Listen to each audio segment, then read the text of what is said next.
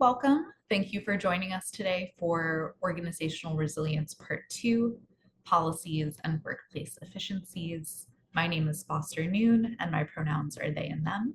I'm the project coordinator and specialist for the NHSC Empowerment Initiative at the Association of Clinicians for the Underserved, and I'll be your moderator today. And again, feel free to type your name and location in the chat so we can see who's here. This is the 14th webinar of the 2024 National Health Service Corps Empowerment Initiative, Advancing Clinician Wellness and Health Equity. And this program is a HRSA initiative designed to help National Health Service Corps participants and new clinicians in the field prepare for and succeed in serving patients in health professional shortage areas. Our two main goals with this initiative are to equip NHSC participants with the information they need to succeed as they enter the workforce and begin caring for patients with complex medical needs and barriers to care, and to guide NHSC approved sites in their efforts to support clinician well-being and create a work environment that is efficient and adapts well to change. Throughout the first 12 webinars of our 2024 season, we laid the groundwork for understanding clinician burnout, social determinants of health, and health disparities. The responsibility of providing individual care to patients with systemic barriers can feel really overwhelming for all staff, not just clinicians. Leadership and institutional processes play a huge role in how staff are able to move forward in this work. And so for our final mini-series of the year, we're focusing on organizational resilience and system-wide innovations for wellness and sustainability. So this mini-series is shaped by the 6 domains of evidence-based and promising practices shown to increase clinician well-being identified by the National Academy of Medicine. Part 1 of this series was last week and focused on organizational commitment to fostering resilience, approaches to assessing the well-being of your workforce, and developing high-quality leadership. Today for Part 2, we will focus on policies and workplace efficiencies. And then next week, we'll have Part 3 on social support and team-based care. That's on July 24th. And finally, our last webinar in the series will be a Grand Rounds presentation on August 14th with real-world programmatic examples with leadership from a community health center network in Pennsylvania. So excited for today and the upcoming webinars. And if you missed Part 1 of the series, you can find the recording and slides on our webinar information page, which we'll link to in the chat and in the follow-up email as well. Oh, perfect. Thanks, Josh. So to introduce our speaker for today, we are so excited to have Judd Mellinger-Blouch, who has been a force in the community health field for over 30 years. Judd has been helping community health centers recruit and retain clinical and administrative staff for the past 10 years as the director of the Pennsylvania Primary Care Career Center, which is part of the Pennsylvania Association of Community Health Centers. Judd has worked with community health centers, rural health clinics, and other healthcare organizations to refine their recruitment strategies, build health professional education and training programs, and create environments where workers thrive and deliver excellent care. Judd is a past president of the National Rural Recruitment and Retention Network, 3RNet, and has spoken at regional and national workforce conferences. Judd has been working in healthcare since 1986. Prior to joining the Career Center in March of 2014, Judd was Director of Marketing and Communications at the Pennsylvania Medical Society, where he worked for 20 years. He started his career in healthcare as the Public Relations Director for Community General Osteopathic Hospital in Harrisburg. Judd holds 2 degrees from Pennsylvania State University, a Bachelor's of Art in Journalism, and a Master's of Public Administration with a healthcare emphasis. He and his family live in Hershey, Pennsylvania. Welcome, Judd. Thank you. Thank you so much. It's good to be here. There will be a number of opportunities throughout this webinar to engage with Judd and with fellow attendees. We're going to have polling opportunities throughout. You're also welcome to use the chat box and to raise your hand to speak. We have a group on the smaller side, so you're welcome to raise your hand, come off mute. We would love to hear from you and for you to be able to interact with other participants. Before I hand the mic to Judd to get us started, I'm going to go over a few housekeeping items. This webinar today is being recorded, and a link to the recording will be emailed to you within 2 business days. The PowerPoint slides for today can be found on the webinar registration page. As Josh, who is one of our lovely folks on tech support, has already popped into the chat. And if you missed any of our previous webinars, you can find those webinar slides, recordings, and transcripts on that same webinar information page. We'll have time for Q&A at the end of the presentation, and we'll also ask you some questions throughout that will hopefully spark some conversation. If you have any additional questions, you can type them in the Q&A box, which you can find at the bottom of your screen. And if you have a technical assistance question, you can message the NHSC Initiative, which is our colleague Josh, and his contact information is there in the chat if you're not able to message him on Zoom. So something we're going to check out next is the polling mechanism, which is called Slido. This is something we're going to use throughout the presentation, and there are 2 ways you can engage with it. The first is through the QR code. You can open up your cell phone camera and follow the QR code to the polling site, and then you enter the password located right there, and it will stay open for the remainder of the webinar, and the current poll question or open answer question will change as we change the slides. You can also manually navigate to the Slido website by using the link right here and the number of this specific question, which is that 3422988 number, and then typing in that passcode. And I see some folks have already gotten started. This is Super. our test. So if you wouldn't mind navigating to the Slido and letting us know how you're representing the NHSC or are in relationship to the program. And we know it can take a few minutes, so we'll give it a couple more to hear from folks. And finally, we would really appreciate your feedback on today's session. So we'll have a survey at the end of the webinar for you to let us know how we did and how we can improve our trainings. Please fill that out if you're able. We would love to hear your feedback. For closed captions, you can click on the closed caption icon or where it says show captions in the bottom of the webinar window. And again, if you're having any issues with that, feel free to let Josh know.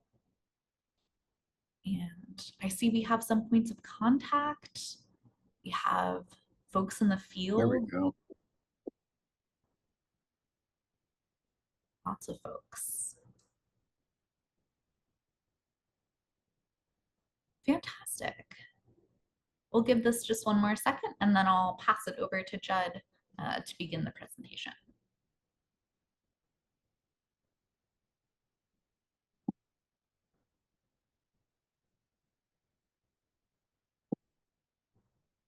All right, I think we might have everyone who's able to use the Slido. Thank you all for participating, and stay on the lookout for these throughout.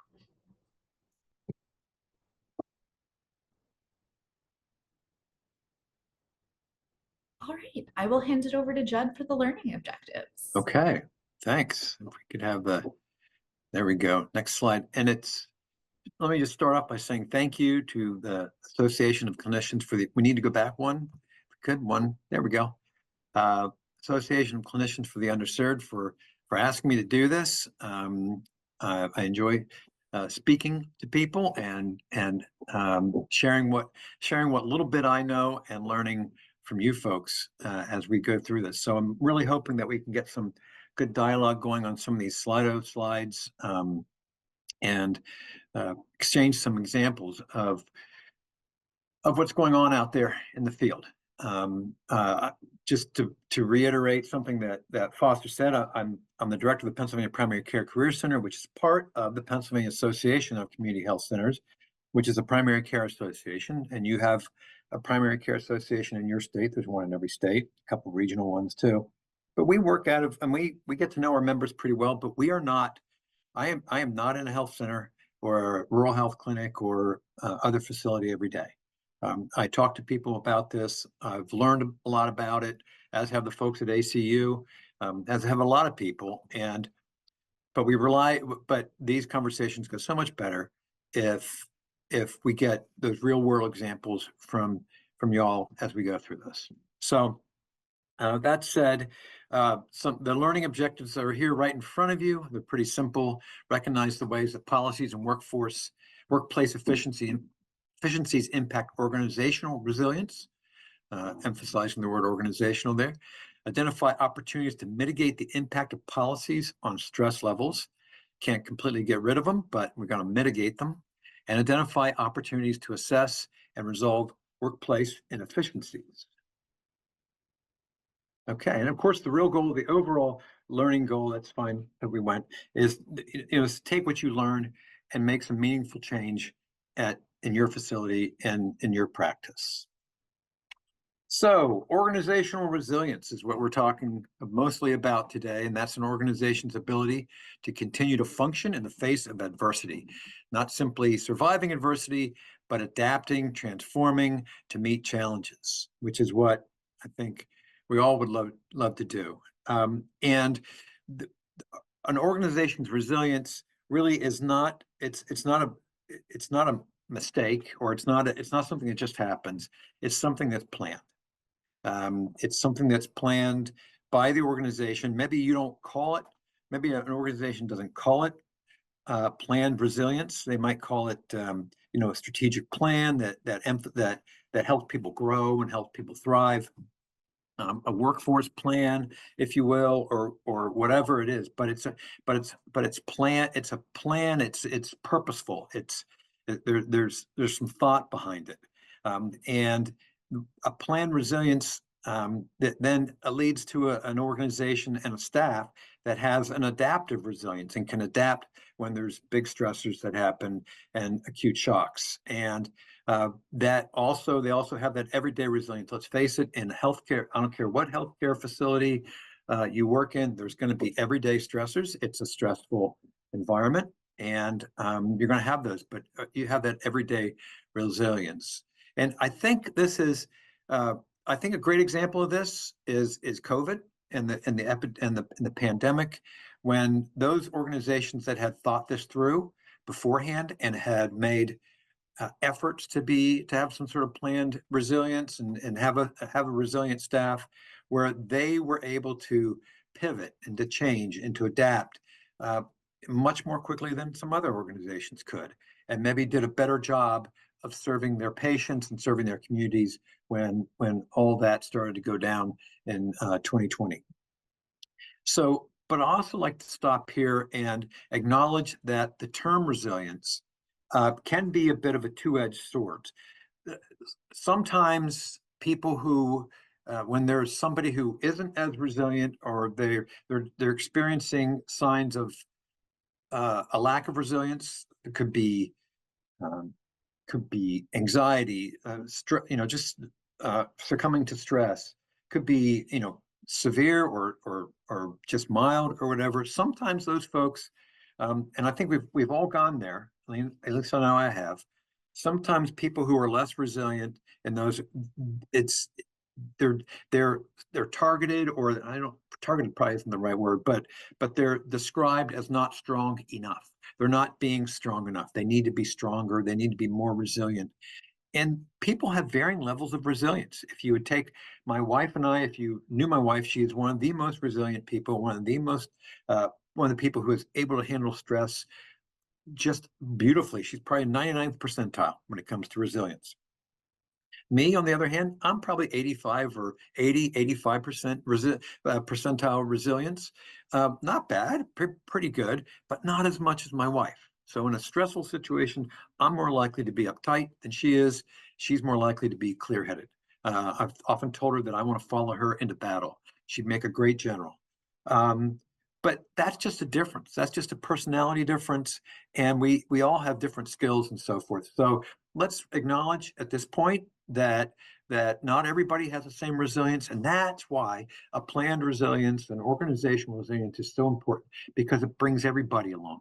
If you're super resilient ER nurse who can handle stress like crazy, and you're less resilient perhaps in whatever job. Maybe we'll just say that you're a recruiter, me, who can handle it as well. It brings everybody along, and makes it an organizational issue and not a personal issue.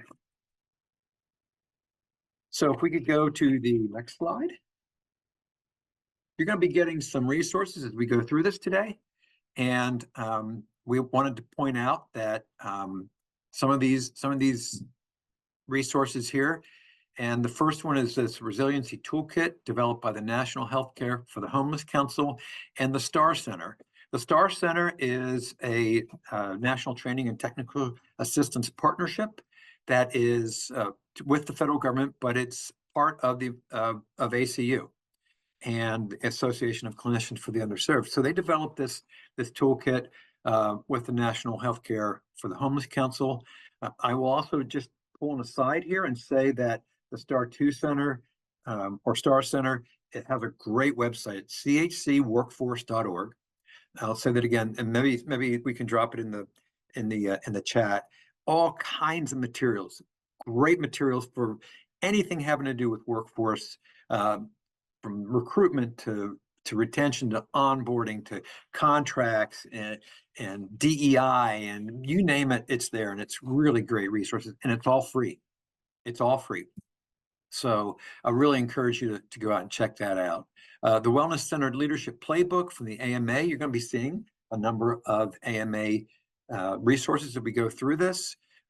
If you recall from my bio, I've worked for the State Medical Society for 20 years, so I had a lot of contact with the AMA, and they were usually really good on things like medical policy and reimbursement, that kind of stuff. So it's really great to see them getting into some of the softer stuff like employee wellness.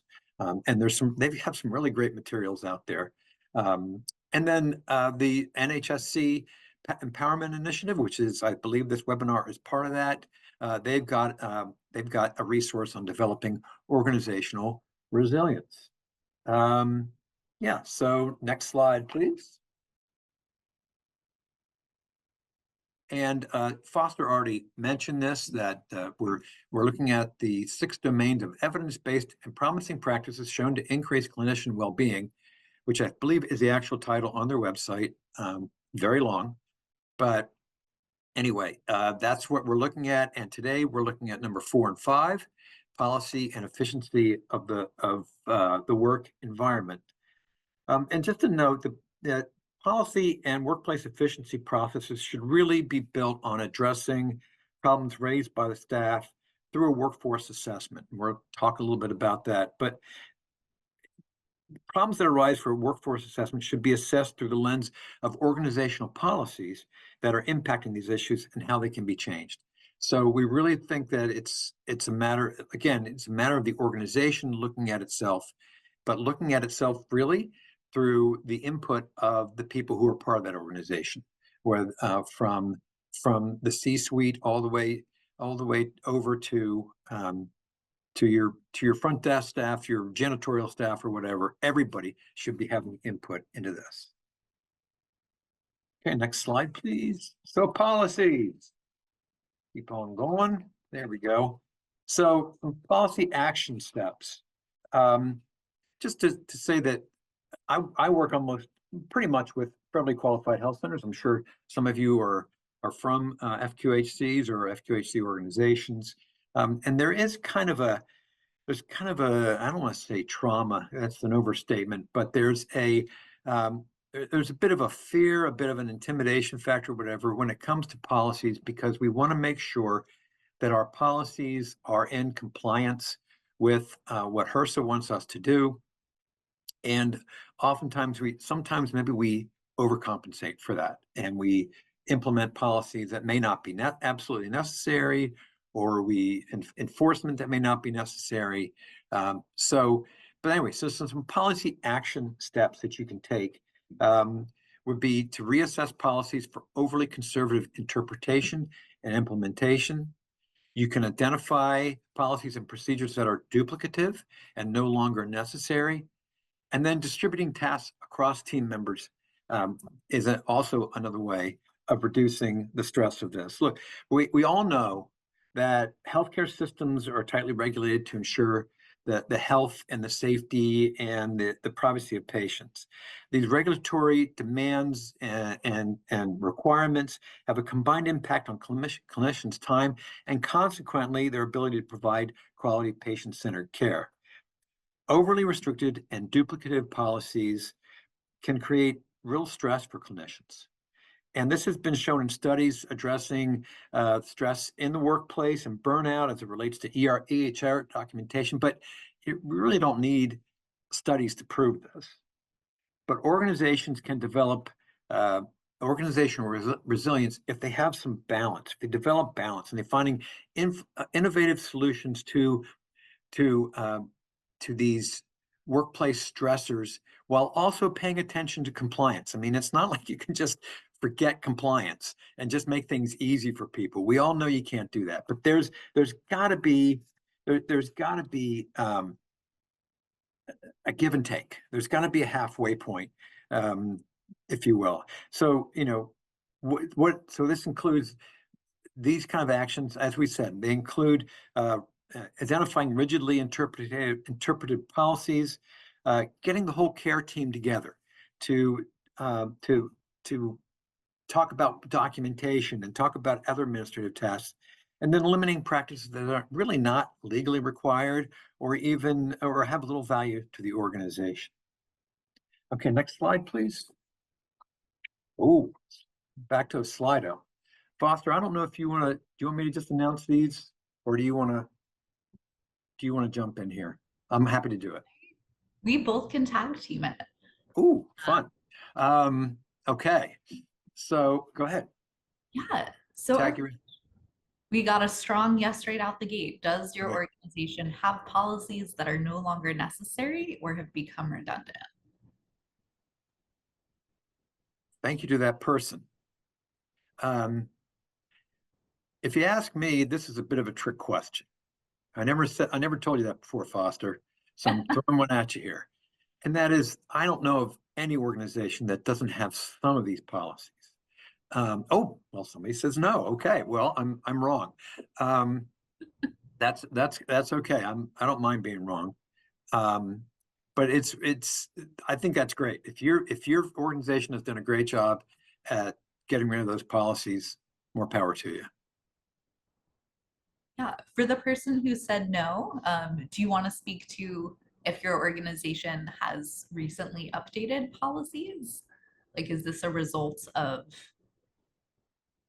like intentional workforce innovation, or did they just start out completely perfect?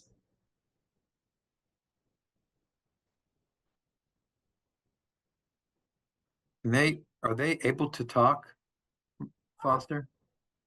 They are, but we also know folks are coming in and out, maybe Right, aren't. of course. To the person who shared that, you're welcome to pop your answer in the chat. But I think in general, I see a lot of yes here. A lot of people feel like they have policies that are not necessary.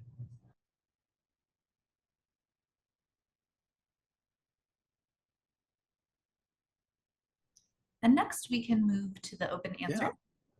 Yeah. So this is an opportunity to kind of fill in more about what's going on at your clinic. So what are some policies you could eliminate to reduce burdensome tasks on clinicians and other staff? And we asked this question pretty broadly. We're talking about eliminating whole policies. It doesn't have to be a whole policy. You could be, what policies do you need to edit, or do you need to revise to reduce burdensome tasks? And just to say that as you're thinking about this, and good, somebody's typing, we get at our primary care association, and I'm sure every one of them across the country, I know a lot of you workforce people in different states, we get a lot of requests from our health centers for examples of policies, because the organizations are constantly revising these policies as things change, as computer systems change, as culture changes. I mean, how many people had a dress code 10 years ago that absolutely prohibited piercings other than ear piercings, and absolutely prohibited any kind of visible tattoo?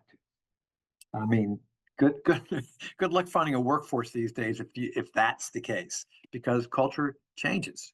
And so here we go. Require the medical assistants to complete an intensive intake questionnaire with each patient visit that are frequently not clinically relevant. Yeah, there you go. Yeah, that's a great example of something that's both burdensome to staff and probably burdensome to the patient. Yeah.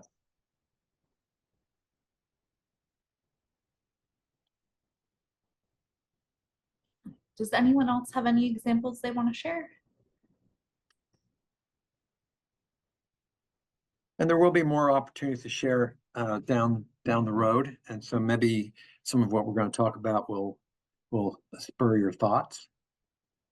Yes, we can move forward, but if you think of a relevant example throughout, you're also welcome to pop it into the webinar chat if we aren't on a Slido question itself. So thanks, Foster. And like I said, plenty of opportunity down the road to put more, to share your thoughts. I did go out to some of my HR managers and organizations here in Pennsylvania to see what they're doing, maybe get some examples. And Tina Adamson from Primary Health Network, which is the largest FQHC in Pennsylvania, about 40 some sites over 17 counties, very large organization.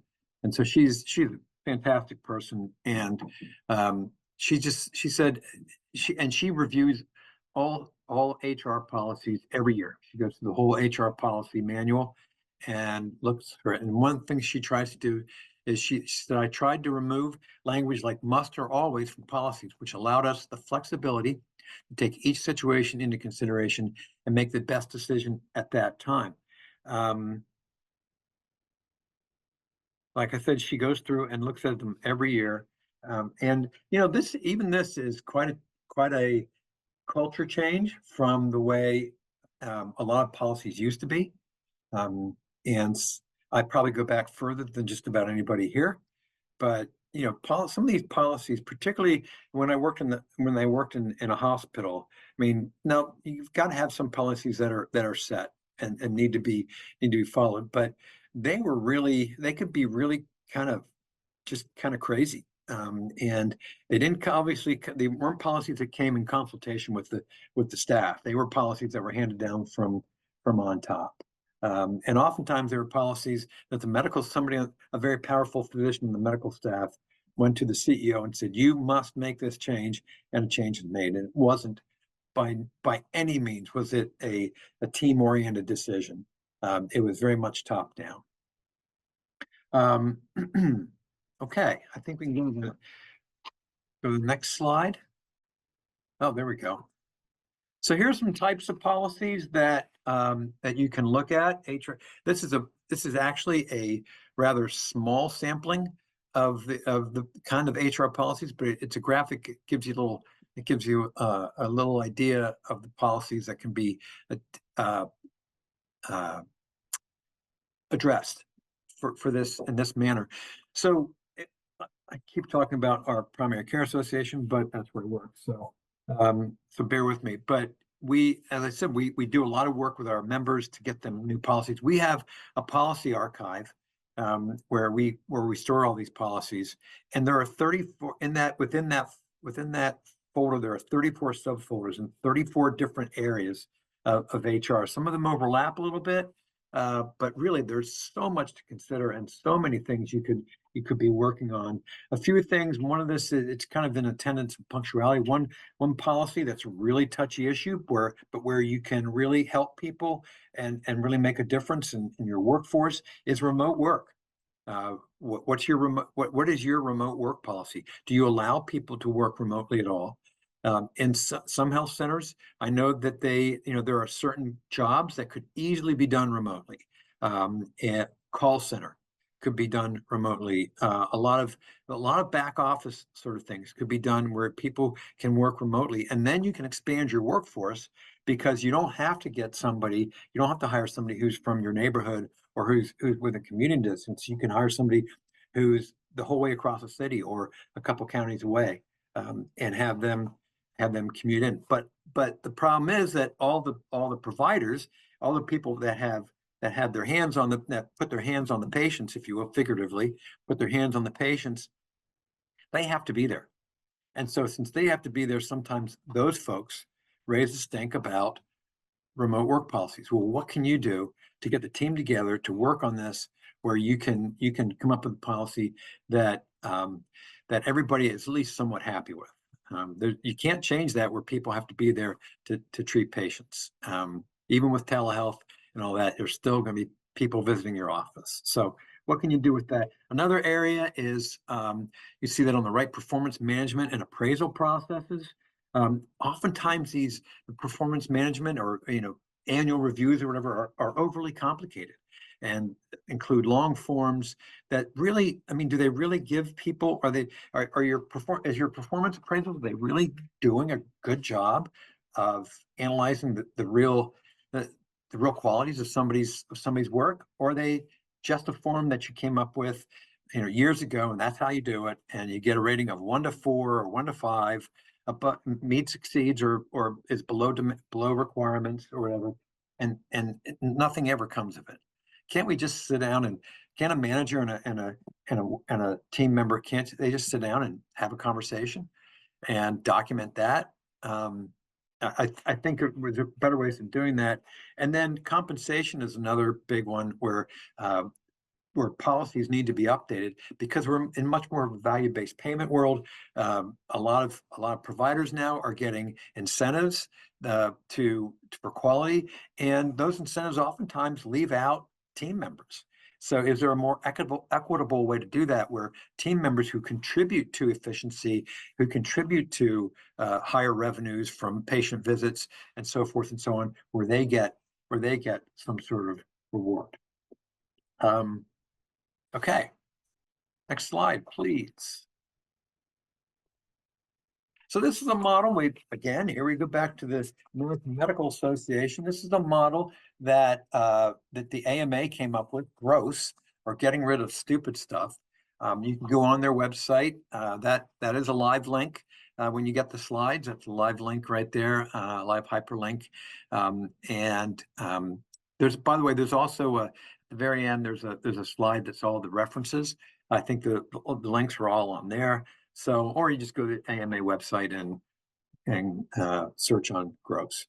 But this is designed to help identify those overly burdensome tasks that staff experience, and it gives a process to use to go through the process of finding this stupid stuff, and then steps on how to modify individual policies. It's gross. It's ew and gross. All right, next slide, please. There we go. There's the link in the chat. This is the getting rid of stupid stuff decision tree. It is not brain, even with the AMA, it's not brain surgery. It's pretty simple, really, which is good. Complex processes are usually impossible to remember, and oftentimes have steps you don't need to take. So this is very simple.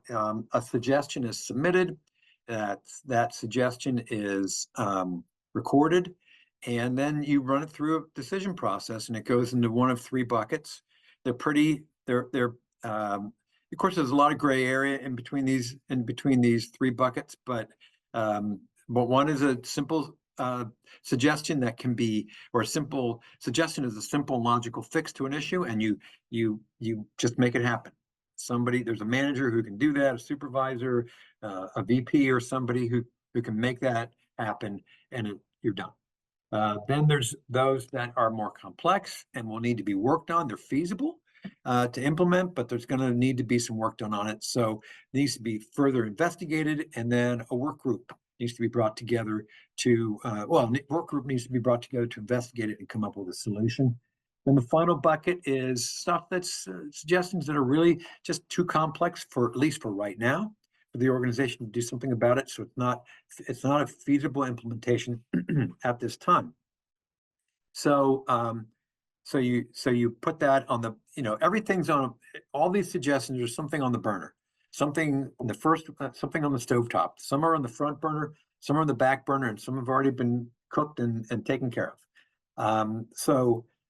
But everything's on the stovetop. And if there's one thing one flaw with this decision tree is that I don't think it gives enough direction to go back to the original suggestor, the person who made the suggestion originally, particularly when you say, look, we're not going to work on this right now, it's not quite feasible, to go back to that individual or team and let them know what's going on.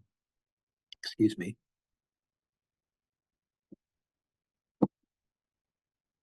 Okay. Excuse me. Next slide, please.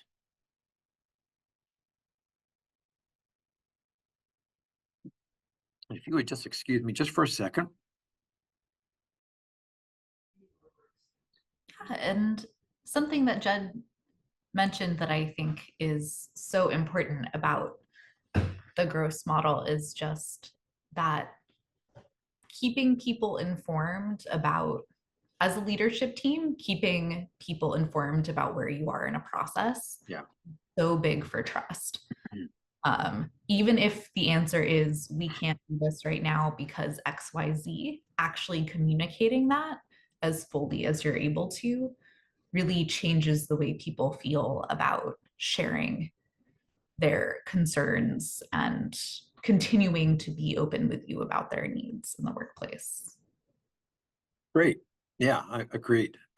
This is all, I mean, everything we're talking about here is pretty elementary as far as, just keeping those lines of communication open, listening to really listening to people, and taking their suggestions seriously and honoring them in that way.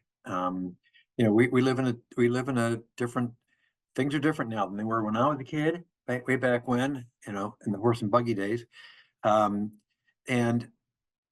the top-down management model is dead. People, particularly, younger generations, millennials, Gen Zers, they expect to be a part of the solution. And that's not a bad thing. This is the boomer saying that is a good thing, because too often, I think better decisions are made when more people are involved, particularly the people on the front lines who have to implement these policies, have to implement, have to put up with these myths, that, if you will, which is my segue right into this slide. So smooth. So this debunking regulatory myths, another thing on the AMA. I think this is really a great web page that they put together. You can go on this web page and you can suggest a myth that you would like to have either debunked or confirmed about a regulation. And I think you probably need to be, you might need to be an AMA member, but there's probably a physician in some of you might be AMA members, but you probably have a physician in your practice who is an AMA member. But this is just a section. I think there's 23 of these myths out on the web page right now. So Foster and Molly just, I think you kind of clipped 5 of them and that you thought were good. But you can see that, it really goes all over the place. Once again, though, we are hitting EHR,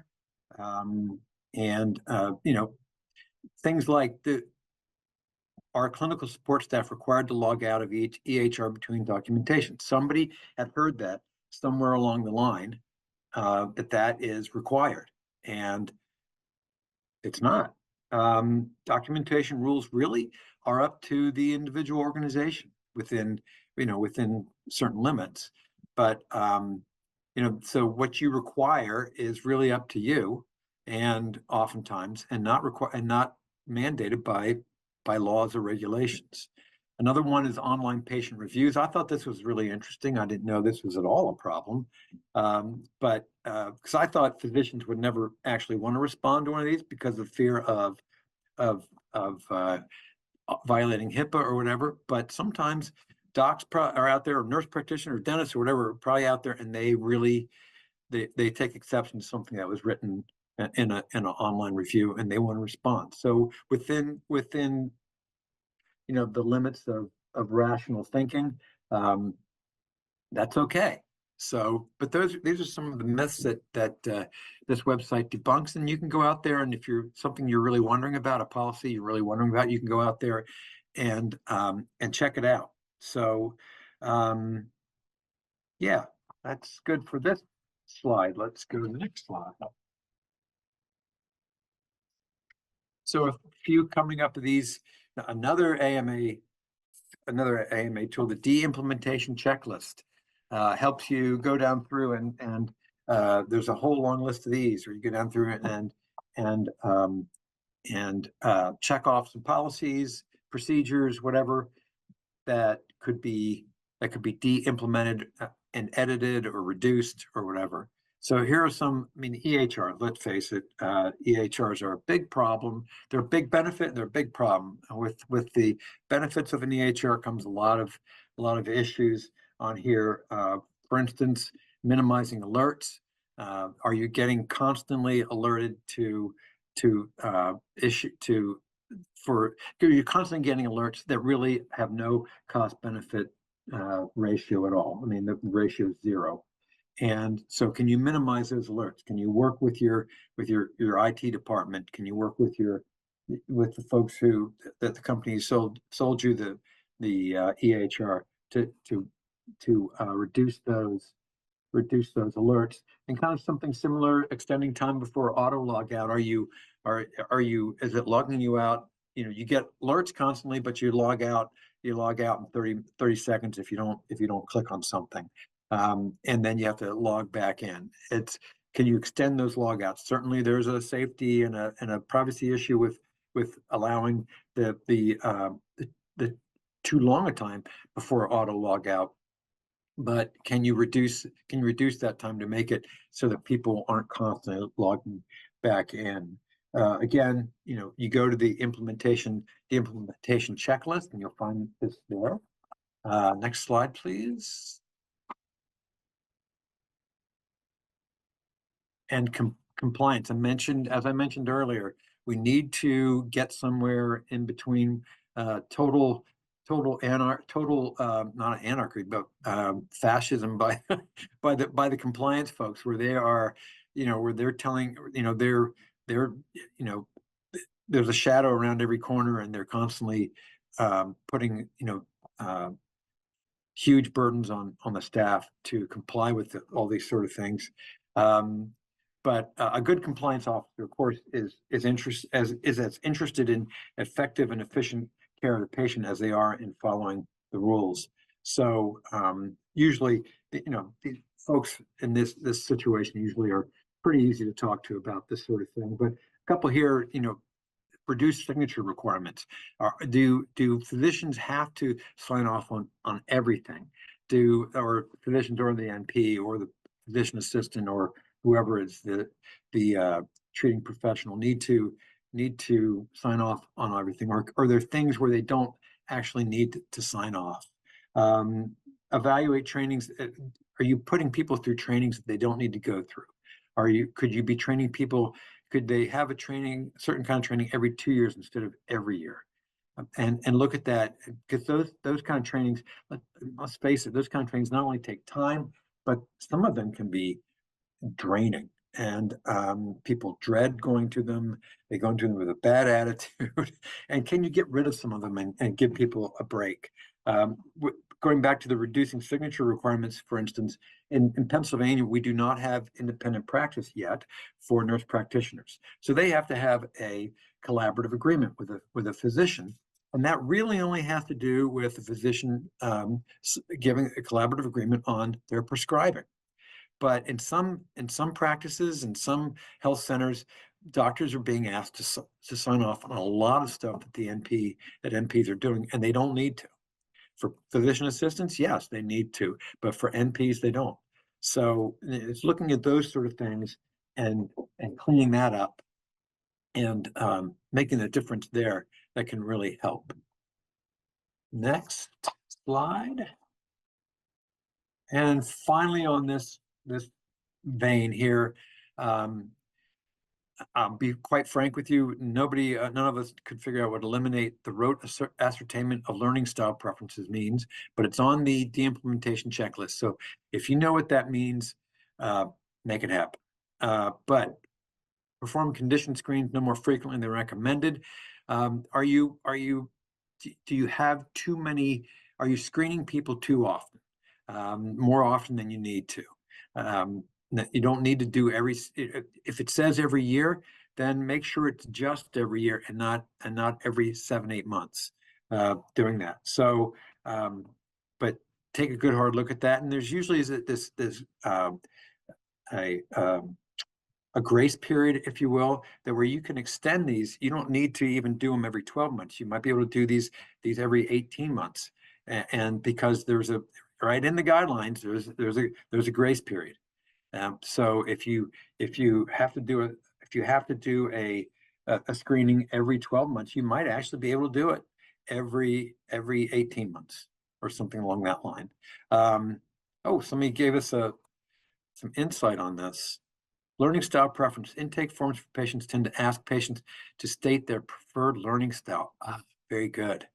Thank you, Valerie. That's excellent. Learned something new today. I learn something new every day. That's great. Thank you. Okay. There you go. There you go. If she's not sure anyone does anything with that data, it would be great to eliminate it. Fantastic. So maybe that's something we can put in this. Foster, you coming back? Where's Foster? Come Hey, back, Foster. no, I love that, Valerie. Thank you so much for sharing. That's great. That's really good to know. And I wonder if this would be related to, like, do teach backs need to happen in a certain way? Things like that. Thank you. And Yeah, is there anything that something your organization has done to streamline policies?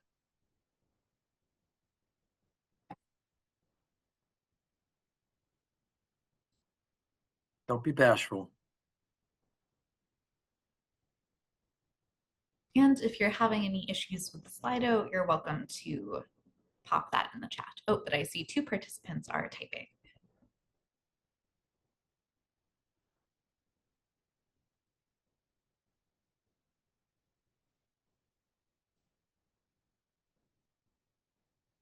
Ooh, 4 participants.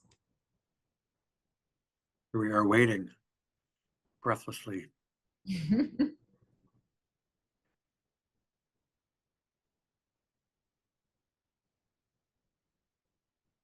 Coming from the HIV world, there were a lot of pretty old systems that were measuring cases or having Ryan White documentation in them. And with all of the organizations I worked with there, one of the big policy efficiency mountains ahead of them was kind of divesting from those old systems that were just for this really specific documentation. Ooh, we have some answers. One says, create an organizational newsletter and hold pre-scheduled consistent monthly organizational meetings to streamline communication around policies, procedures, and updates. Love that. Promoted staff to administrative roles that can assist with policy assessment. For example, a nursing manager at a specific site. Love that. And they're required to review all policies every 2 years but they're not sure if anyone has ever done this using a lens of recruitment inefficiency. Absolutely a mindset shift. And finally, someone said a previous organization I worked for stopped requiring employees to submit every single receipt for travel and instead just provided the full travel per diem. I know this isn't clinical, but just an example of getting rid of old practices that were burdensome. Yes, absolutely. Well, and we don't need to be, these examples do not need to be clinical, by the way. So these kind of, like I was going to mention that about a dress code policy, one of our members has changed to make it much more flexible within departments. And so those are the kind of things that those are the little things that can take stressors off of people. For instance, with a per diem, instead of, as long as the per diem's enough to live on. But yeah, but that's so much easier because I fill out travel reimbursement. It just takes me forever to do it. It's such a pain. And I see in many ways our organization is going backwards on many of those things. That can be really tough. Yeah, and I'm going to just guess about why that might be, and that is that, you know, with regulations and constantly changing, sometimes organizations overcompensate, and it's just a tremendous amount of CYAing, if you will, covering their butts, and there's a cost to that, and it's difficult sometimes. It's difficult to quantify that cost, but and I'm going to go off on a little tangent here, Foster, but one way to do that is, if you're not doing this, a great thing for your HR department to do is what's called stay interviews. There are things, we're all pretty much familiar probably with exit interviews when you're leaving, but a stay interview is a opportunity for you to sit down, particularly the HR staff, to sit down with various people in the organization and say, how are things going? What could we be doing to improve things? And if this organization is going backwards, and people might sit down and say, you know, in the past 6 months, I'm spending so much more time documenting, and or this privilege got taken away, this or whatever, and it's stressing me out, and talking to people, getting that conversation going, and then getting that information in front of your C-suite, and to where they can see what's going on. Yeah, and I see from Chelsea in the chat that they've been implementing stay interviews within the past year Okay, and have received really positive feedback about that experience. that's great. That's great.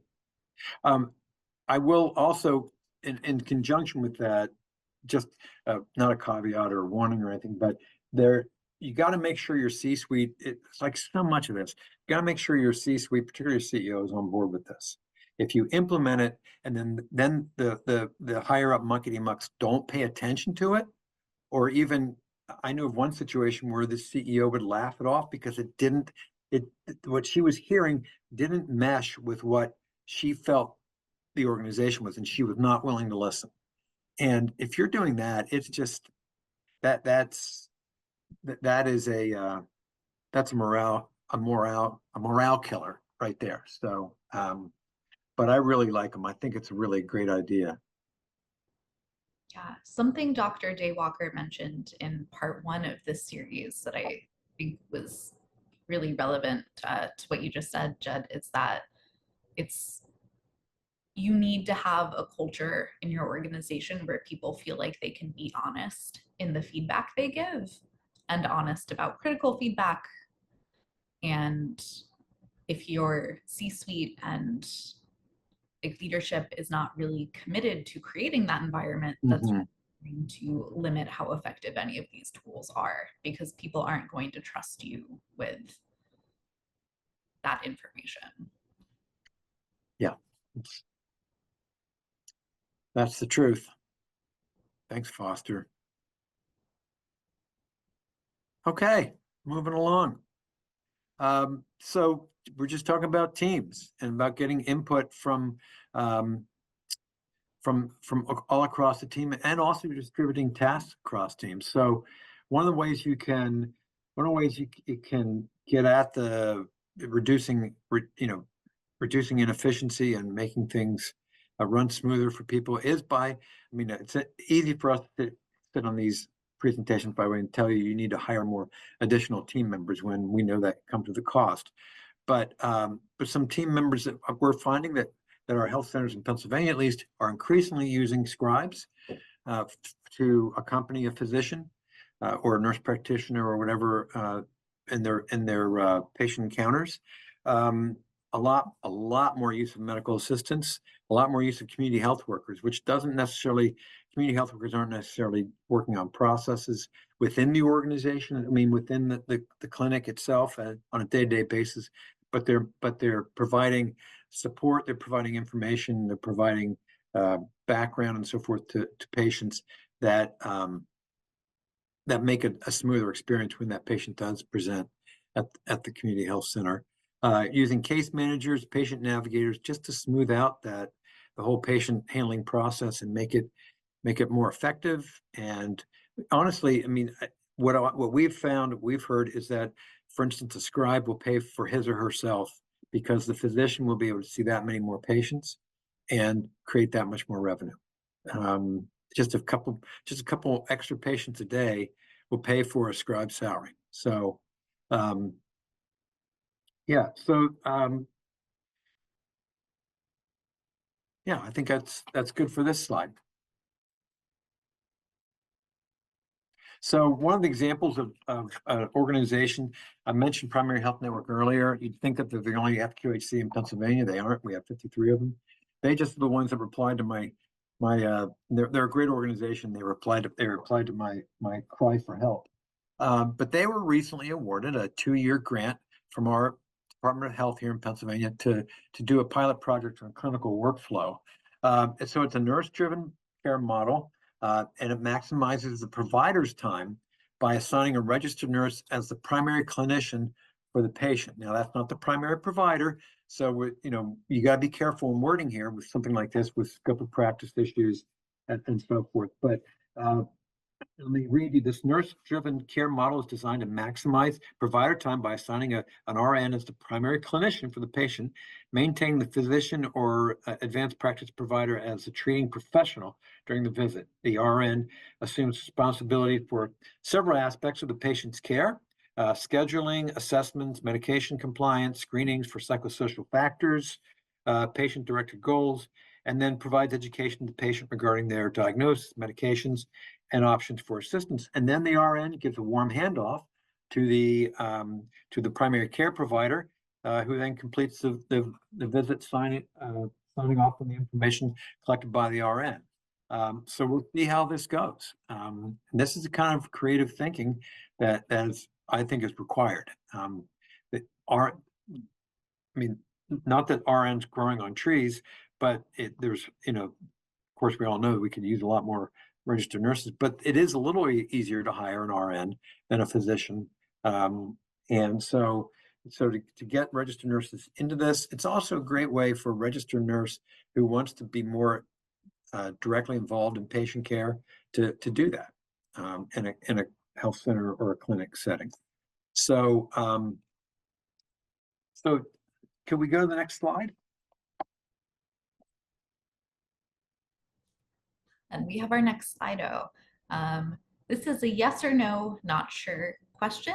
Does your organization have a clear communication pathway for employees to provide feedback on policies? And something that Chelsea shared to the panelists that I think is really great about their process is that their CEO hosts the monthly organizational meeting and also meets with all programs annually to talk about the kind of bridging communication from those programs to her, and then bringing that information to the board and stakeholders. So that sounds really fantastic, Chelsea. Thank you for sharing that process.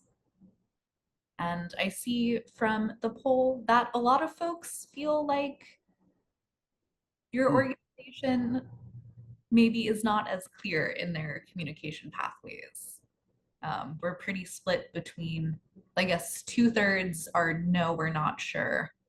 And if it's not sure, maybe it's no. And then a third of folks feel like there is a very clear pathway.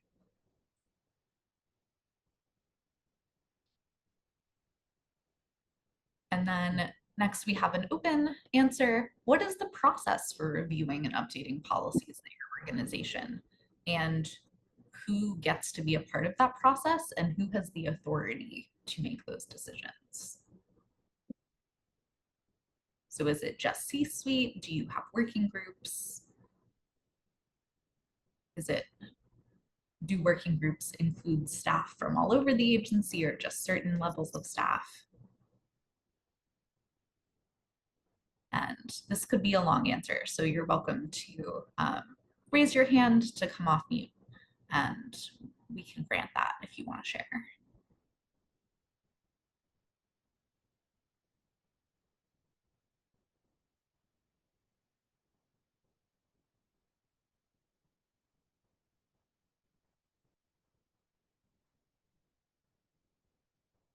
And while folks are typing, I can say if you were impressed by Judd's examples from Primary Health Network, they have agreed to be our speakers for our webinar on August 14th. So their CEO and their chief HR officer and their director of HR are going to be talking about their organizational resilience practices and their pathway to policy change. So we're very excited for that. Um, and you can register for that with the link on our webinar information page. Okay, I see someone said the process is informal at this point, often not reviewed until an audit is coming or an incident happens, unless administration puts a certain policy on the radar. Someone else says totally depends on which type of policy. The med staff policies are updated by committees of medical staff, but other policies are set by compliance, HR, admin, etc. So not a lot of cross-staff policy work. And someone says there is not a clear pathway, but HR is open to suggestions. It seems that final decision making is some combination of HR, the CEO, and the board. That's fascinating. I wanted a quick comment on the first one about often not reviewed until an audit is coming. With community health centers, as some of you may know, we have every 3 years they have an operational site visit, or OSV. I think lots of organizations have OSV, and boy, is there a scramble when the OSV is coming, a scramble to get policies updated and so forth. But it's not for the purposes that we've been talking about. It's the purpose. The purpose is to comply with the federal government. You want to have policies that help your people perform their job better and to have less stress and less fatigue, as opposed to, and that also meet the federal government's requirements. And it is possible. It does happen. So, Thank you all for sharing. okay. Efficiency of the work environment. We're moving right along here. So what we're talking about here, and we've talked a bit about getting team input and so forth, but efficiency, we're talking about removing impediments to workflow operations, and that they're influenced by organizational policies, leadership, and communication structure. So all the things that we've been talking about, that last slide where people weren't quite sure what the process is or whatever, those are all, that's a communication or an organizational policy or lack of policy that is perhaps creating inefficiency at work or isn't maximizing efficiency. And what we're talking about here is not just workflows for physicians and the C-suite, but also for everybody. Because if you have inefficient workflows for your frontline folks like medical assistants and dental assistants and the front desk folks, if you've got inefficiency there, it's an inefficiency that's going to spread through the whole organization, because that flows uphill in a lot of organizations. So They're trying to get efficiency on all levels of the organization. So on to our next slide.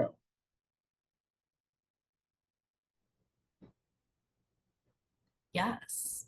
So our next question is, what could you do or what have you done to improve practice efficiency at your organization? And this could be related to policy, but this could also be something a little less formal than that. Not necessarily in policy, but still something that's helped. I have a quick example, if you will, in my going back to my example earlier of my super resilient wife, who obviously is resilient. If she's been married to me almost 40 years, she must be resilient. But one of the things I asked her about this, and she was telling me about, she's an inpatient behavioral health social worker, so she has to be resilient. And the EHR they're using at the hospital where she works, I won't mention names or anything, is one of the big ones. It's not the biggest, but it's one of the big ones.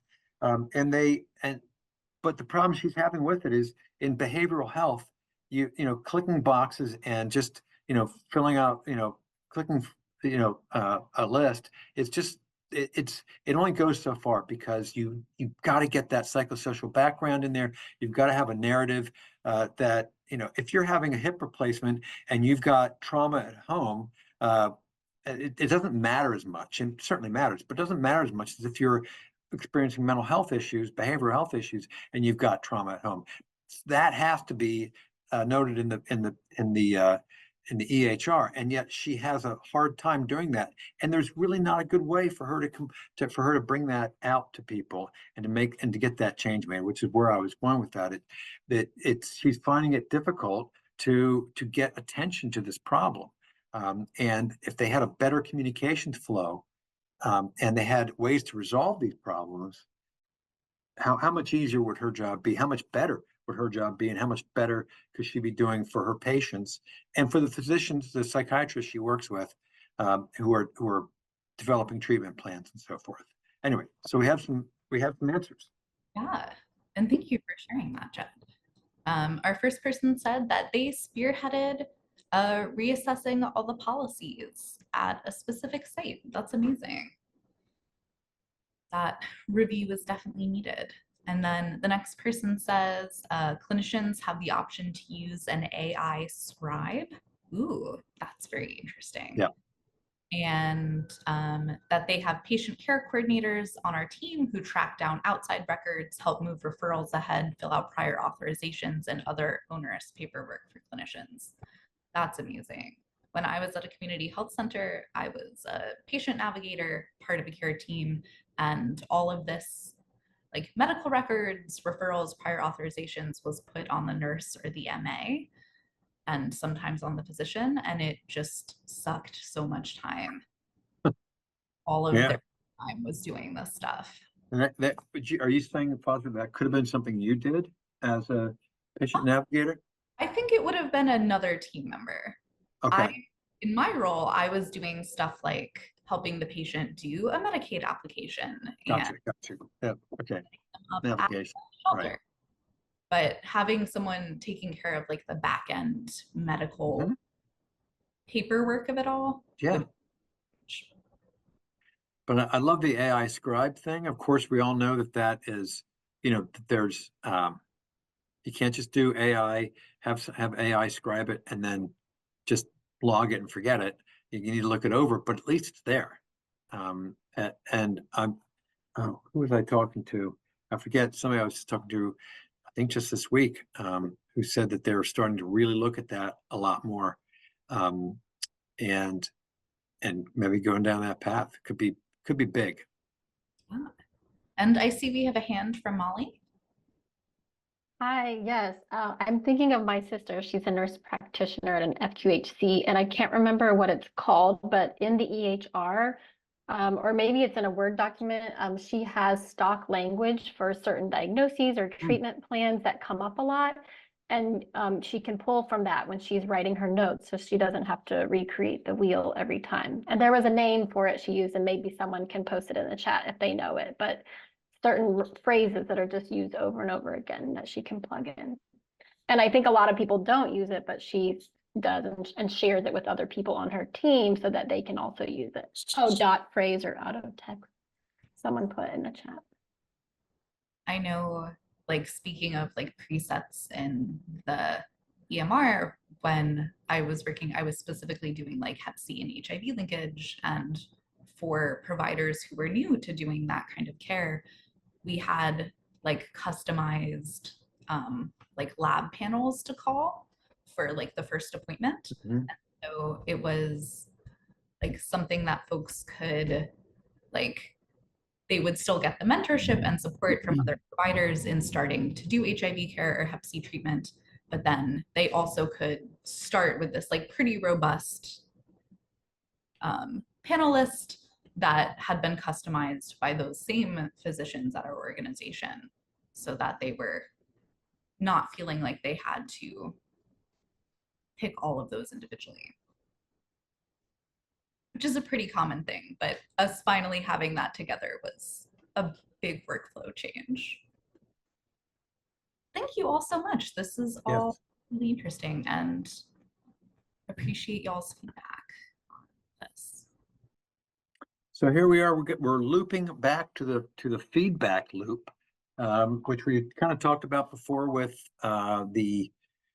that was the gross model for AMA for getting rid of, for dealing with suggestions from the staff for workforce policy, for policy changes. But here we are creating a feedback loop to identify and respond to opportunities to increase efficiency. And then we're also looking at maybe reassessing the care team design. Who's on the care team and who's a good, and Foster kind of touched on this too, who in the FQHC where she worked, who's on that care team and who needs to be on the care team and who could be taken off, who could be given the opportunity to go and do something different. So and then we'll go to the next slide and we'll talk about the feedback loop to identifying opportunities to increase efficiency. And this is just an outline on how to do this. So establishing how employees will submit feedback, whatever the tool might be. We have a new CEO here at Pennsylvania Primary Care Association, Pennsylvania Association of Community Health Centers, and she has a book that says ideas on it and it's blank pages, and she put it out. She said, everybody, feel free to write in there. Of course, there's no anonymous ideas submitted in there because you're supposed to, people will know your handwriting and everybody's just signing their names, but everybody's loving it. Then we work in a small office that works for an office with 15 people, but still it's another way for employees to give feedback. And then assigning that feedback to the appropriate managers and leaders can be a team. I think maybe that should be a team, or preferably a team, because if you're just submitting it to management, then once again you're getting this whole top-down thing going. You at least you're at risk of that. Consolidating the feedback, it says here a spreadsheet. That's just one way to do it. A way you can track submissions. I think also important here is a way that you can track submissions and then see if there's people are submitting ideas that are the same as others you've already got. So can you categorize them and see, a lot of people are submitting suggestions about the dress code. A lot of people are submitting suggestions, but that's not efficiency though, suggesting things about the workflow, about grooming patients, about doing vitals and that kind of thing. So that's one of the reasons why you want to be able to track submissions, so you can cross-reference them. Closing the loop, we talked about that before with people. Just keeping that communication flowing to people. What are we doing with your suggestion? What have we changed? And when you change, particularly when you change something because somebody on the team made a suggestion, celebrate that. That's a great thing. And then regularly encourage employees to provide feedback. I think if you're giving them that if you're closing the loop and you're telling them what you did with their suggestion, that is the best encouragement for employees to continue to do that sort of thing. It's when they don't hear about it, or when you ignore it, or when every suggestion is greeted with, well, we've never done it that way before, or no, that's not possible, our budget won't allow it, and they're just immediately shot down. Yeah, that's the death knell for any kind of feedback loop. Next one. Another Slido. Told you we're going to get you involved. Foster, go ahead. And so for this one, we have, how does your organization define care teams and who is part of each care team? For example, in my work, it was me as the patient navigator, and my work started before the first appointment and ended after the second appointment. So it was a limited time care team role. And then the provider and their nurse or medical assistant, and then sometimes there was a case manager. So we were a team of 4. What do care teams look like for your organization?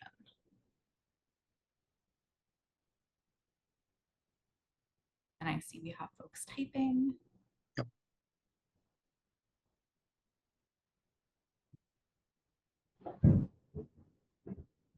Apologies, some thunder on my end. Uh-oh. I think it's just great we're talking about teams. Quite frankly, let's stop and recognize that we haven't, healthcare, well, workplaces in general haven't always been focused on teams. They've been focused on bosses telling people what to do. And so the fact that we're talking about teams, I think it's just great. I think it's long overdue.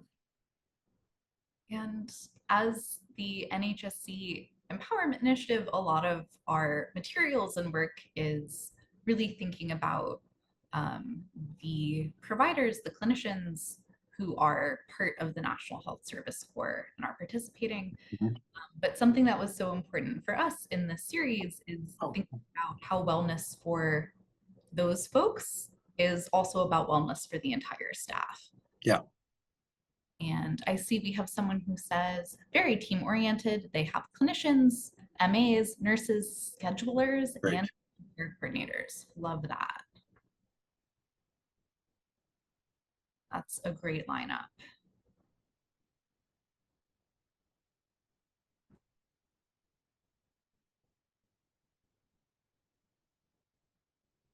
And someone says a care team would include every individual who works within a specific area. So it includes everyone from clerical staff, MAs, clinicians, behavioral health specialists, and care team coordinator.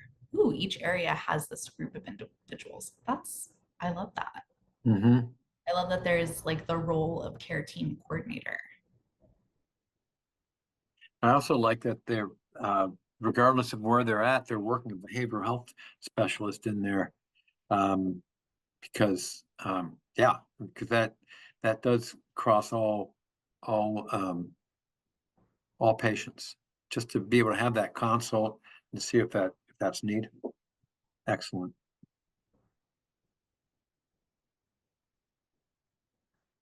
Okay, we're going to look at a couple of care team designs. So another American Medical Association owes us some money because we're giving them all this free advertising.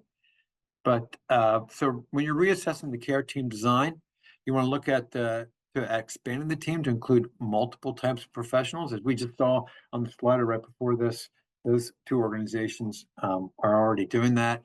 And consider all aspects of the patient experience and the team building beyond the provider visit. So you've got, you've got people in the front desk, you got people on the intake and the output when people are leaving. You've got people all along the way. So who of those folks need to be on your team? Go ahead. So we're going to give you 2 ways of kind of looking at your teams. One is it's called the Assessment for Collaborative Environments, or ACE-15. It's 15 items on on this list, and it measures the quality of interprofessional clinical teams and team cohesion, developed by the folks at Oregon Health and Science University And, you know, it's suitable for a range of clinical settings and health professionals, allows a rapid assessment of the clinical team's teamwork qualities. Next slide.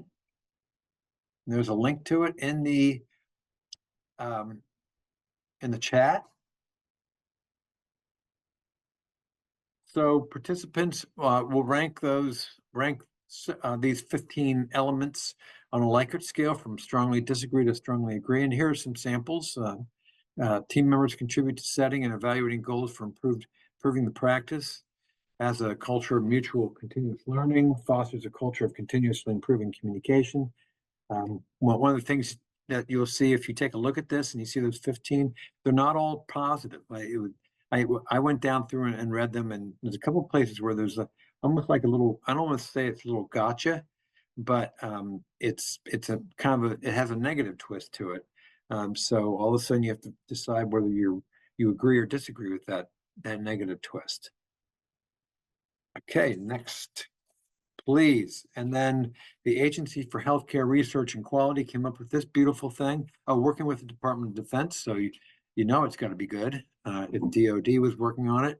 It's called Team Steps, a teamwork system that offers a powerful solution to improving collaboration and communication within your institution. And they have do we have the link at all to the Team Steps pocket guide? Oh, it's down there at the bottom. It's right there at the bottom of the slide. So that is a breakdown. As you can see, it's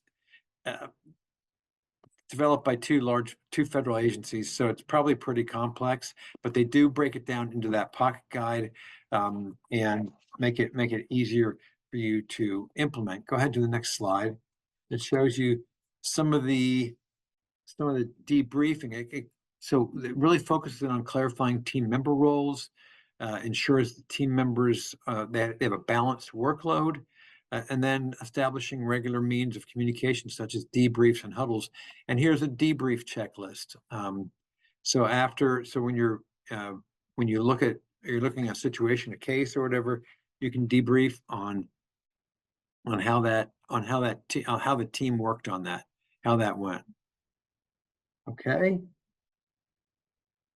And you should always use a patient case to debrief communication and collaboration. So looking at one patient case or two or three, or a sample, if you will, and then going through the debrief checklist on those to see how you did. So here's the happiest health team huddle ever. Look how happy they are. I'm sure people are that happy at your facility when they're in a team huddle. So the goal is really with a healthy team huddle to be effective and efficient, to communicate about patients and clinic flows. They can vary. It all depends on what you need in these. So they can be, you could have a pretty quick one on a patient that doesn't need a lot of assistance or their case is pretty straightforward. You might be only talking 2, 3, 4 minutes about that case. Excuse me. Frequency, usually it's daily, but maybe it doesn't need to be. Maybe it needs to be weekly where you're meeting. And then what you're going to talk about depends on the team needs. And I would say that if it like any team, a team huddle can get off target sometimes. People you could start talking about what you did last night or about the weather or whatever, but you can also start talking about things that really don't have to do directly with the patient. You could be talking as a team about, well, how do we handle this person down in accounting who's giving us grief about their bill? Well, that doesn't have to do with how you're taking care of the patient and patient care guidelines. Somebody needs to be assigned to go talk to accounting and get that straightened out. But doesn't need to be part of the team huddle. There's just not one right way to do this. They're all different. The goal is an effective and efficient meeting that really elevates patient care. Next slide, please.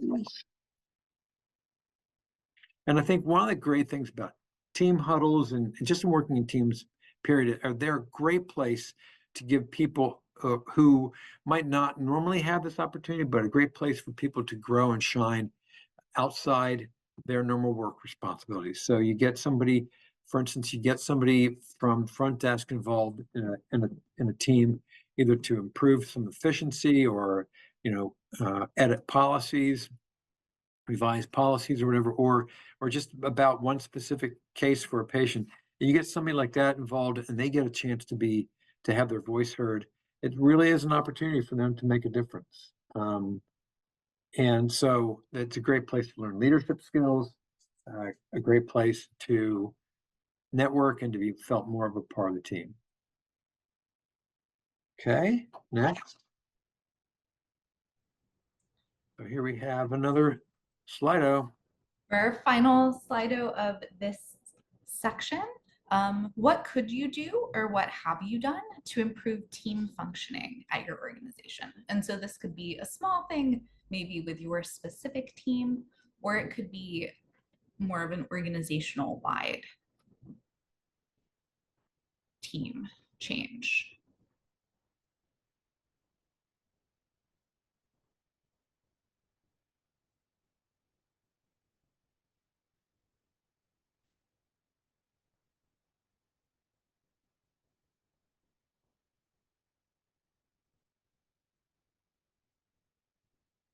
And Okay, yeah, it's all right.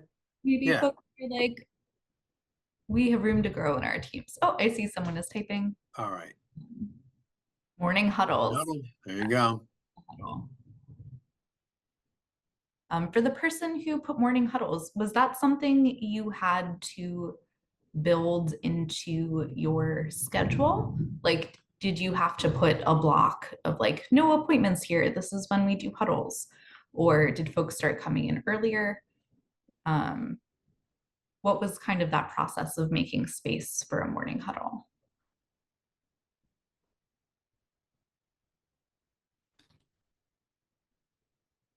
And I see could add.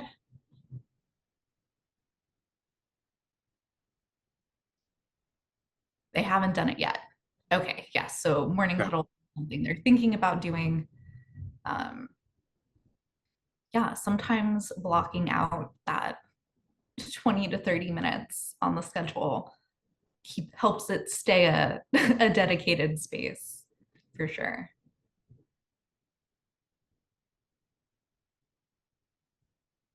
Well, I think another thing you can do with, while you do want to set aside time for huddle, sometimes you just need to huddle up in an impromptu format where you just need to get people together. And stand-up meetings are great. You don't need to get into a conference room and sit down and everybody get their coffee or their water or whatever and have it, just a stand-up meeting in the hallway, as long as you're not violating privacy issues, I think is great, is a great way to solve problems.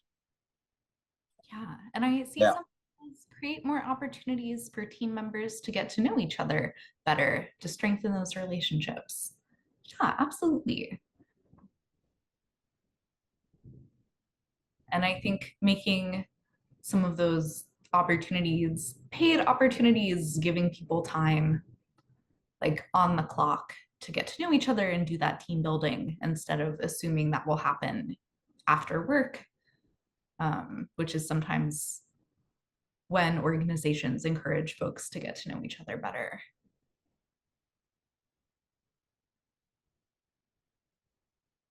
Well, thanks, y'all.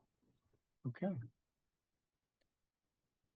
So we'd like to conclude today's presentation with a case study that comes to us from Dr. Marquand Daywalker, who has the same last name as last week's speaker. And I believe it's because they're married, right?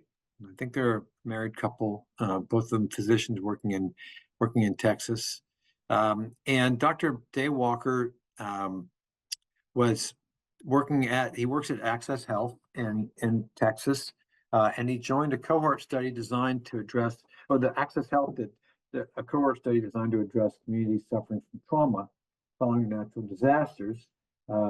centered on trauma-informed care. So they were really looking at implementing trauma-informed care on their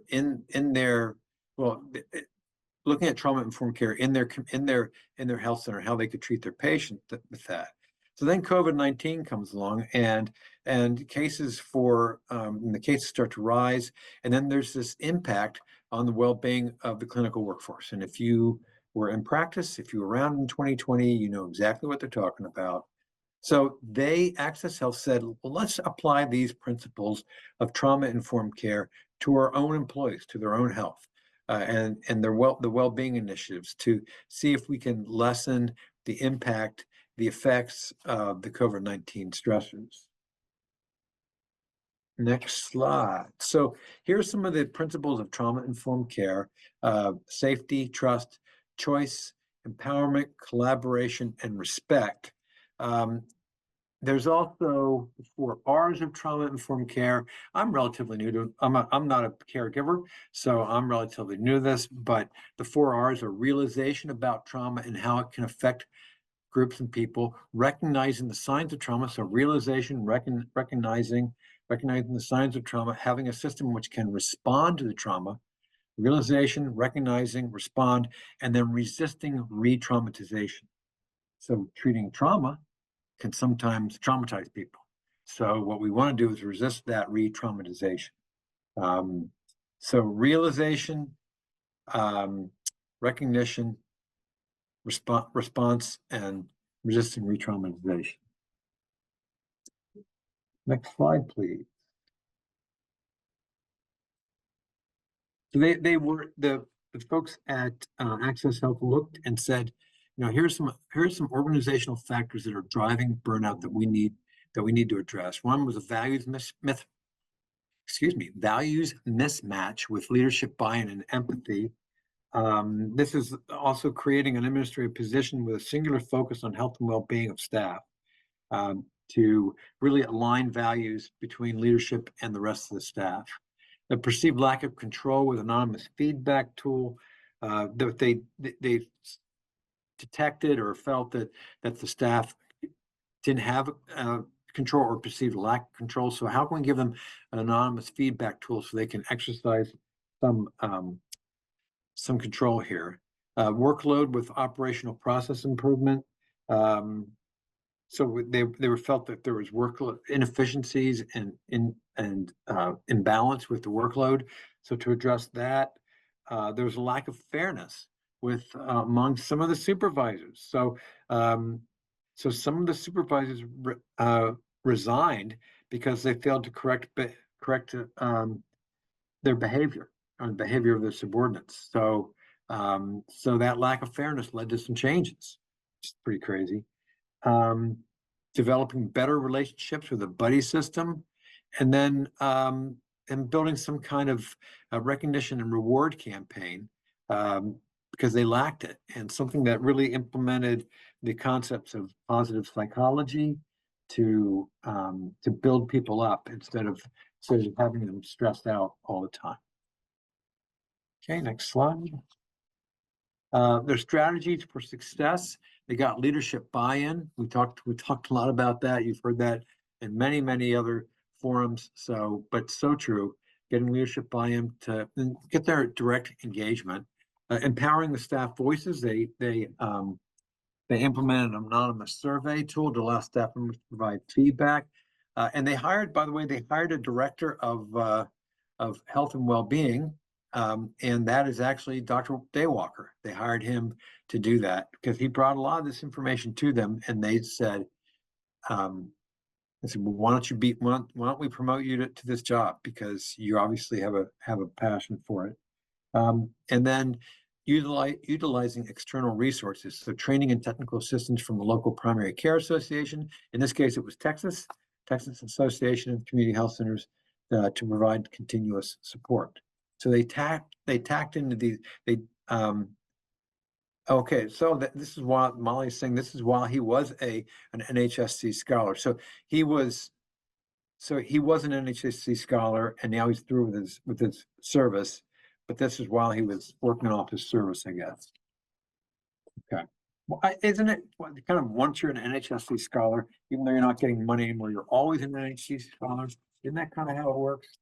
You're always identified that way, I believe.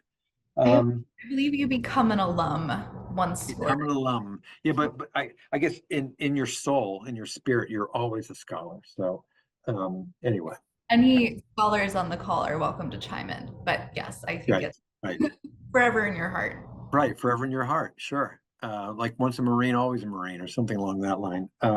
Except different. And then the last slide, please.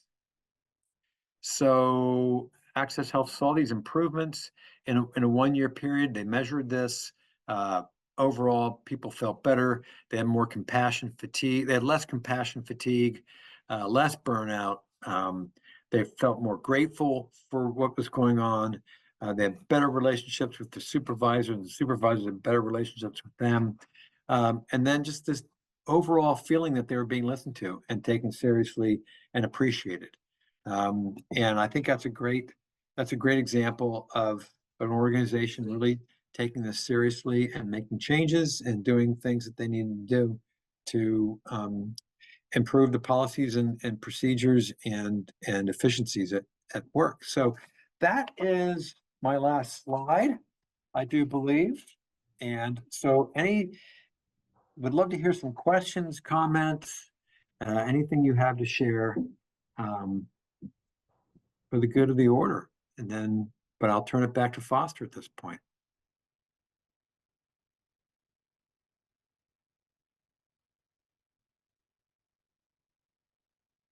Foster is frozen, and it might be Yeah. because they said they were having a storm there in New Orleans. Yes. So I'll help Okay. moderate the Q&A until Okay. we can Thanks, get Molly. Foster back. Yeah, no problem. So did anyone want to submit a question or raise their hand and chat with Judd to get our Q&A started? We'll give folks a minute.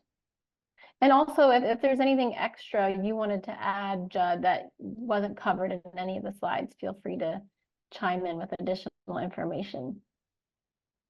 I'm good. I think I've said enough. Okay. I guess one thing and yeah, we'll go ahead and start our evaluation poll too, so folks have time to fill it out. But one question I often ask in a lot of these webinars is from, it seems like you have a really good pulse, of what's happening on the ground and in the FQHCs in your state.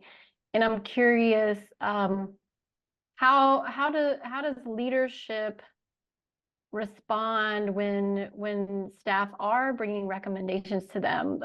I think before you mentioned you heard of an instance where there were some stay interviews and leadership didn't really agree with what was being said and maybe didn't listen. So what do you see across the board? Do you see leadership that's pretty open to hearing from staff and making changes based on their input?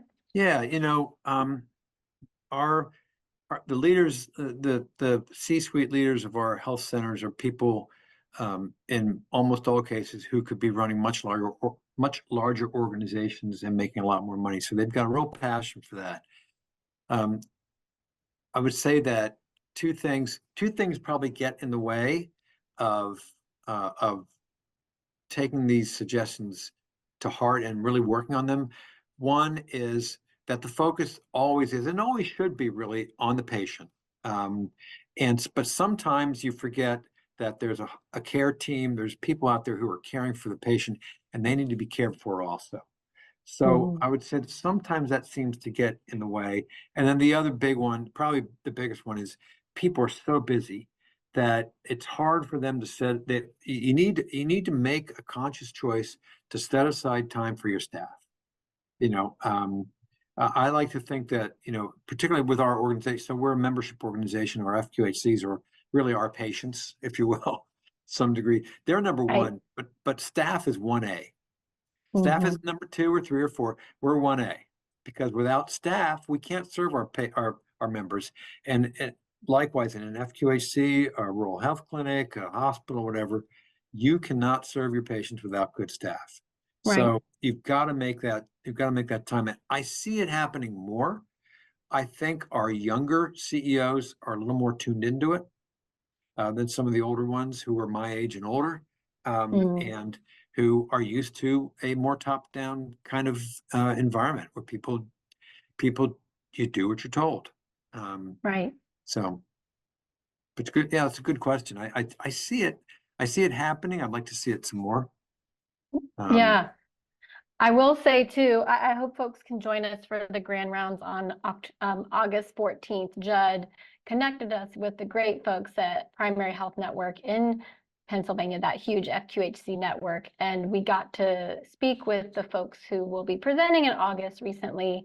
And they have a new CEO, and they did have a very difficult time over the last few years with and they're going to share about their experiences. And their new CEO is very open and has really great relationships with all of their staff. I think he goes and visits every single health center across the state once per year at least, at just least. to shake hands with every single person and make sure they know that he's listening and he's available and he's open to new ideas. And it really sounds like they are creating a family. It's less of like a business and it more has a feeling of familial relationships. So I really hope, again, y'all can join in August. I think Right. it's going to be a great webinar. They're going to essentially cover everything we're talking about in this series, but really show you what it's like on the ground to put these things into practice. And Foster has rejoined us, so I'll let you jump back in, Foster. Yes, sorry, it is storming here in New Orleans, which means my power is going to go out once a day when this is happening. But did we have any more questions in the chat?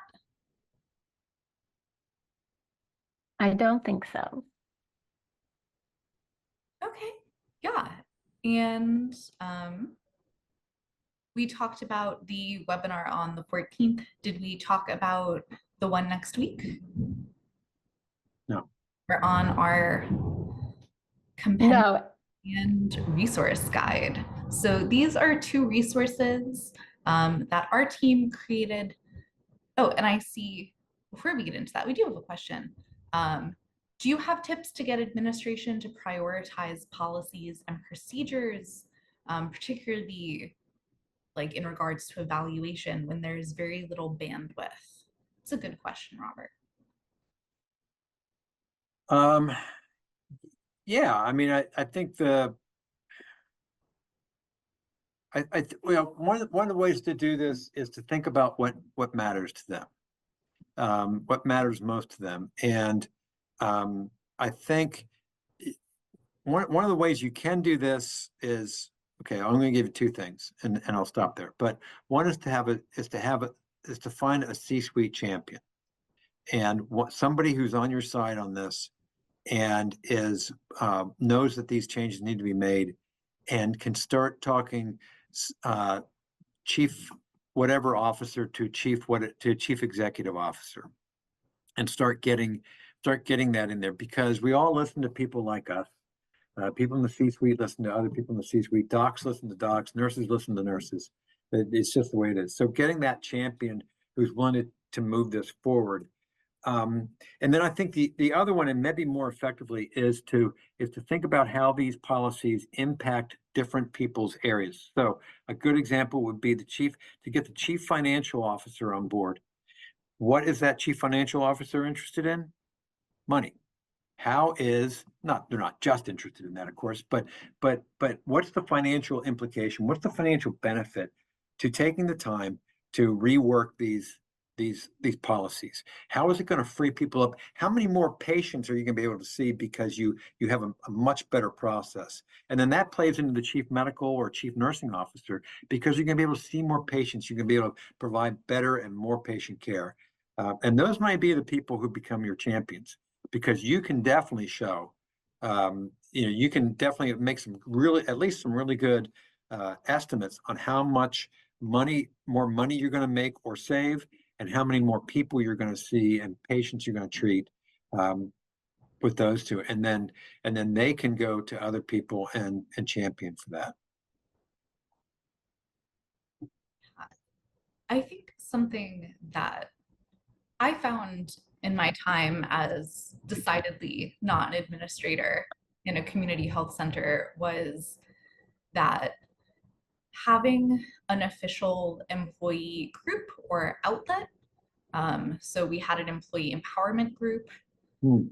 but having like a focus for people within the organization who wanted to talk about policy and procedure and workflows. And whenever someone in any department was like, oh, I really want to work on this, they could be funneled to one point. And so when all of those people got together, not necessarily folks who knew each other from their day to day, but because they were pulled together in this group, we ended up coming up with more and had a little bit more bandwidth to present things already evaluated to the administration or C-suite, that the C-suite could just like yay or nay instead of doing the evaluation themselves. And sometimes that was very helpful in that the C-suite might like give permission for an evaluation to happen, but might not have the bandwidth to be a part of that evaluation from the start. And I always recommend having like working groups, even if Oh, we lost your sound, Foster.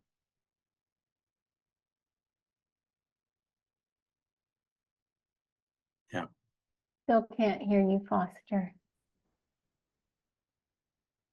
Maybe you can try leaving and coming back or using your headset or, oh, there you are. Well, can you hear me now? yeah. Yeah. I was gonna say, yeah, always recommend organizing with colleagues and creating spaces to talk about the workplace, even if that isn't something that the C-suite is designating as a space to begin with. And Molly, you had your hand raised. Yeah, I think that's an excellent idea. And that's another way to share leadership, something we talked about in last week's webinar across the workforce.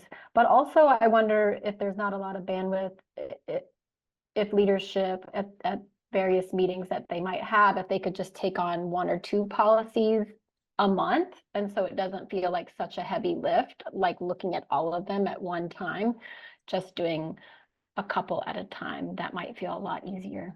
Yeah, I see Robert put in the chat that their boss, the director of psychiatry, is considering leading a policies and procedures summit with the relevant players. That sounds really interesting.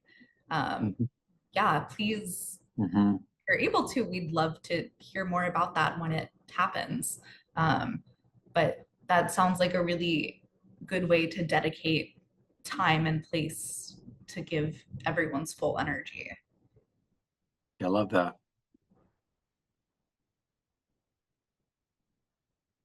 Amazing. Thank you all so much. Does anyone else have anything cool like that they want to share?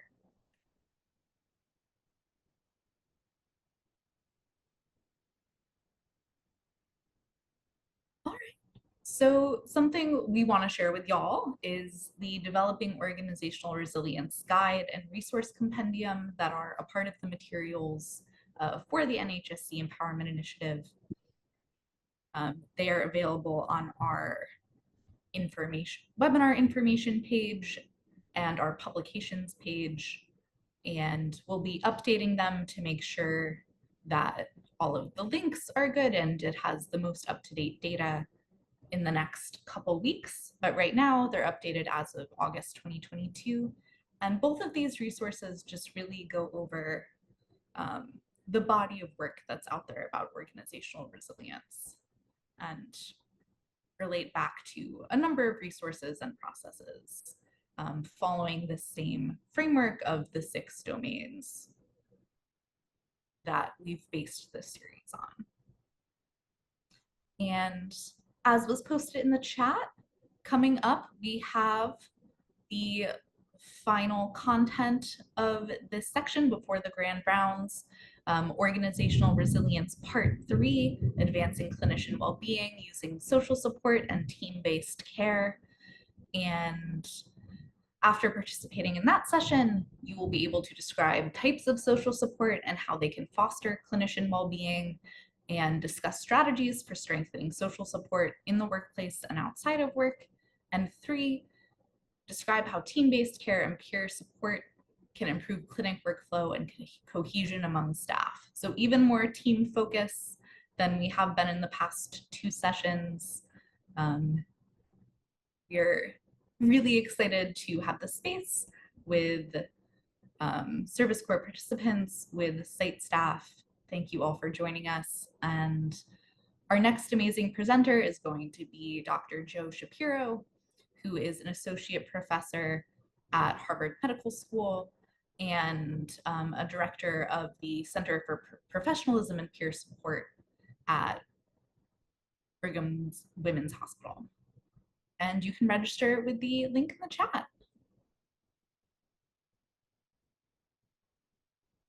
And if you hadn't already had an opportunity to fill out the poll, we appreciate you giving feedback. We will send emails out about both the part 3 and the grand rounds, and we hope to see you there. And feel free to share these with your colleagues who are also at NHC approved sites, with your friends and colleagues who are also part of the National Health Service Corps.